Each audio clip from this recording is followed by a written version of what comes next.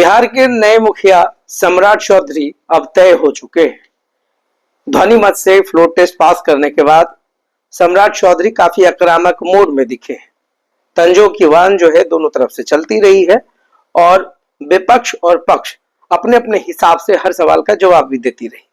सम्राट चौधरी ने तेजस्वी यादव को जमकर करारा जवाब दिया, करारा हमला भी किया। कहा कोई किसी की पाठशाला से नहीं आता, मगर तेजस्वी यादव बताने की कोशिश करते रहे कि बीजेपी में सब कुछ ठीक है मगर कैंडिडेट ओरिजिनल नहीं है।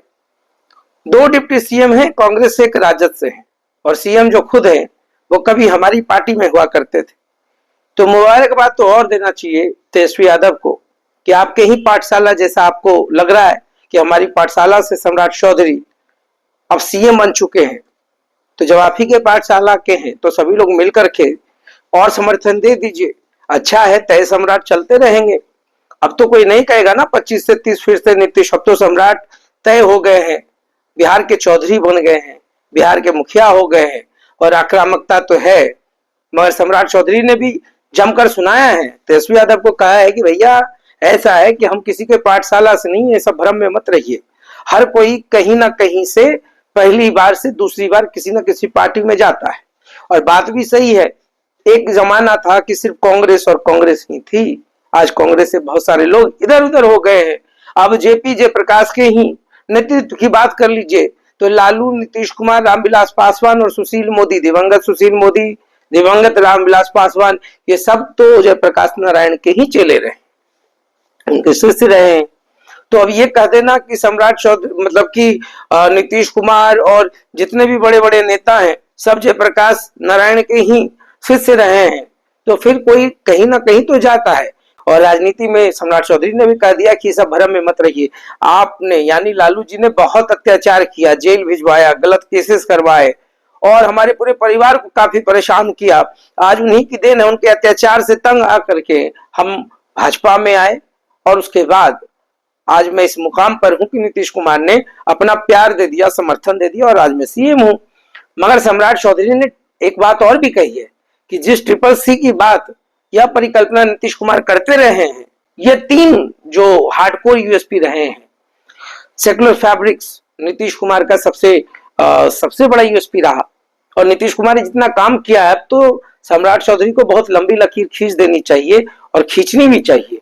ये जरूरी नहीं है, कोई किसी की लाइन को मिटाता नहीं, मगर कुछ ना कुछ एक पैरामीटर, कोई नया नजीर पेश करता है। तो सम्राट चौधरी ने वही किया। फ्लोर टेस्ट पास करने के बाद जितना भी सवाल जवाब तू मैं होना था, नोकझोंक होना था, सदन के अंदर हो गया। हाँ, 2 दशक के बाद ना तो सदन में नीतीश दिखे और ना ही नितिन नवीन दिखे। दोनों प्रमोट होकर के राज्यसभा में चले गए हैं, अब दिल्ली में बैठे हुए हैं। नितिन नवीन तो भाजपा के राष्ट्रीय बॉस हैं, राष्ट्रीय अध्यक्ष हैं, और नीतीश कुमार जो है आराम से राज्यसभा चले गए हैं। लोकसभा के सदस्य थे, विधानसभा के सदस्य रहे, विधान परिषद के सदस्य रहे, बचा था एक राज्यसभा भी चले गए। तो अब नीतीश कुमार वही है। मगर यहाँ पर भाजपा ने आज अपना मुझे लगता है आजादी के बाद, मुझे जहां तक याद है, भाजपा पहली बार सत्ता में आई है। भाजपा पहली बार सीएम फेस को प्रोड्यूस कर पाई है। भले ही एनडीए का समर्थन है, सभी दलों का है, मगर चेहरा भाजपा का है। तो ये बिहार में एक नया बदलाव है, एक नया ट्रेंड्स है। और बाकी जो बातें होती रही है, सम्राट चौधरी के क्वालिफिकेशंस की बात होती रहती है, तमाम चीजों पर। राजनीति में अनुभव बहुत मायने रखता है। एक लंबा अनुभव है सम्राट चौधरी के पास, तेजस्वी के पास भी अब एक लंबा अनुभव होने लगा है। वो सब चीजें हैं। राजनीति में डिग्री बहुत मायने नहीं रखता है, क्योंकि ये संविधान में इसकी जो अनिवार्यता है वो कभी रही नहीं। और सभी पार्टी सभी दल में रहा है, चाहे वो कांग्रेस हो, बीजेपी हो, या जदयू हो, या राजद हो। हर कोई कहीं ना कहीं किसी भी पार्टी में जो राजनीतिक पारी खेलता है वो अपने अनुभव के दम पर खेलता है, अपनी लोकप्रियता के दम पर खेलता है। अब तो ना भाजपा तेजस्वी को कुछ कह सकती है और ना ही तेजस्वी और भाजपा को कुछ कह सकती है। भैया दोनों जगह तो वही बात है, पूरे राजनीति में ही चलता रहा है। तो अब सम्राट चौधरी ने जो ऐलान किया है कि हम स्कूल को इस लेवल पर लेकर जाएंगे जहां पर सरकारी जो ऑफिसर हैं या जो मंत्री हैं, विधायक हैं, उनके बेटे खुद चले जाए पढ़ने के लिए, कोई बाध्यता नहीं होगी कि आप वहीं पढ़िए। मतलब कितनी बड़ी बात है कि शिक्षा का स्तर और उसकी गुणवत्ता इतनी हाई कर दो कि लोग बाध्य होकर खुद अपने बच्चों को वहां भेजने लगे। दूसरी बात, सीएमओ जो है प्रखंड तक मॉनिटरिंग करेगा। अब तक क्या है कि अब तक की जो ब्यूरोक्रेसी रही है या जो सीएमओ तक लोग रहे हैं, सीएमओ ऑफिस से बाहर निकले ही नहीं है। अब सीएमओ जो है वो प्रखंड तक निगरानी करेगी। तो ये जो सम्राट चौधरी ने कहा है, ये भी एक मार्के की बात है कि इस पर बहुत काम करना बाकी है।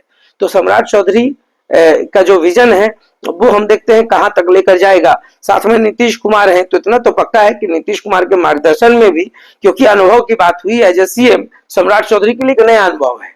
डिप्टी सीएम रहे हैं, भरोसा भी भाजपा का रहा है। अब लोग कह रहे हैं कि सीएमओ कोई और चलाएगा, तो भैया ये तो राजनीति है। राजनीति में हमेशा चेहरा एक व्यक्ति रहा है, मगर उसके इर्द गिर्द जो होते हैं वो बड़े बड़े अधिकारी होते हैं, तो इसमें कोई नई बात नहीं है। अब कौन चलाएगा नहीं चलाएगा उसका ज्ञान मुझे नहीं है, शायद अलग सोशल मीडिया वालों को होगा। फिर हमको लगता है कि आज तेजस्वी यादव को सम्राट ने यह भी कहा है कि जो आदमी अपने परिवार का सम्मान नहीं कर सकता वो हमको सम्मान क्या सिखाएगा। तो बहुत सारी बातें हैं। उन्होंने तो कह दिया हम किसी के पाठशाला से नहीं आए हैं। अगर ये गलतफहमी तेजस्वी पाल के रखे हैं तो बहुत अच्छी बात है, और मैं भी धन्यवाद देता हूं तेजस्वी यादव को। कम से कम आप मान रहे हैं कि सम्राट आपके ही स्कूल से हैं, तो चलिए आप ही के स्कूल से हैं, अब तो सीएम बन गए, तो सब मिलजुल करके बिहार का भविष्य तय कीजिए ना। फिर काहे का विपक्ष, अब सब लोग मिलिए, सम्राट चौधरी को और मजबूत कीजिए, और फिर मजा ही मजा है राजनीति। और राजनीति में बिहार है, केंद्र में बिहार है। अब ना तो 25 से 30 फिर से नीतीश है, सम्राट तो तय हो गए, सम्राट बॉस बन गए हैं। तो देखते रहिए साथ। बहुत बहुत धन्यवाद।